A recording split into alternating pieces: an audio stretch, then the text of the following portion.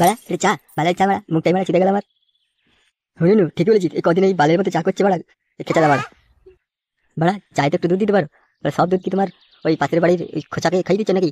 ওরা বাড়া খাবি দাবার ফ্রিতে চা, তারপর বড় বড় লেকচার খান কি ছেলেরা।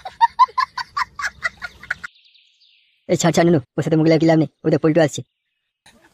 কিরে পল্টু, মুখটা ল্যাবড়া মতো করে আছিস কেন? তোর আবার কি হলো? ঝুমা বৌদি ফোন তুলে নেই নাকি? না না, দুদিন ধরে পাড়াতে যা চলছে আর কি বলি বল দেখি। এইবার আমার পাড়াতে আবার কি হলো? পাড়াতে তো ভালোই ছিল, কিছু লটর পটর কেসে আবার তুই জড়ে দিবি তো? না রে না, আরে প্রত্যেক দিন মধ্যরাতে কোনো এক ভূত আসছে, ভূত এসে বাচ্চা ছেলেদের পদ মেরে দিয়ে পালাচ্ছে।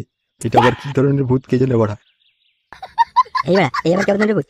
বাড়া বাচ্চা ছেলে পনেরো পালাচ্ছে, বাড়া একবার ধরতে পারি ওই গাড়ি মেরে ছেড়ে দেবো। পাড়ার ওই বাড়াচোদা মোড়লটা বলেছে যে রাত্রেবেলায় সবাইকে মোটামুটি জেগে থাকতে। আমি জানি তোরা এখানেই থাকবি, তাই তোদেরকে বলে দিতে এলাম। আমি যাই, আবার অন্যদিকে বলে দিয়ে আসি। বাড়া বাড়া কানকে ভূতকে আবার পাই, বা আমি যদি পনেরো মারতে পেরেছি তো আমার নাম নুনু না।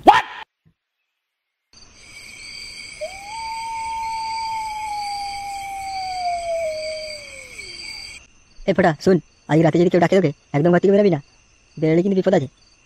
কেন বাবা কি হইতে ঘর থেকে গেলে বেরোবো না? রাতে বেলা ভূত আসছে, যে বাচ্চা ছেলেদের পনেরো মেরে পালাচ্ছে, তুই একদম ঘর থেকে বেরোবি না, তোর পনেরো মেরে পালাবে।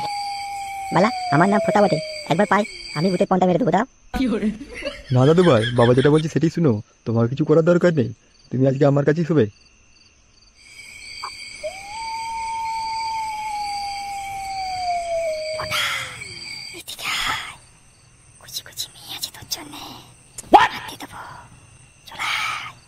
এইবেলা কে রাখছে? আবার কচি কচি মাল আছে বলছে। বাবা তো বলেছিল রাতে বেলা না বেরোতে, এরপর লোকটা থামলাই কি করে? মারতে দেবো বলতে। দাই দাই এবার দেখে আতে কি মতো জিনিসটা।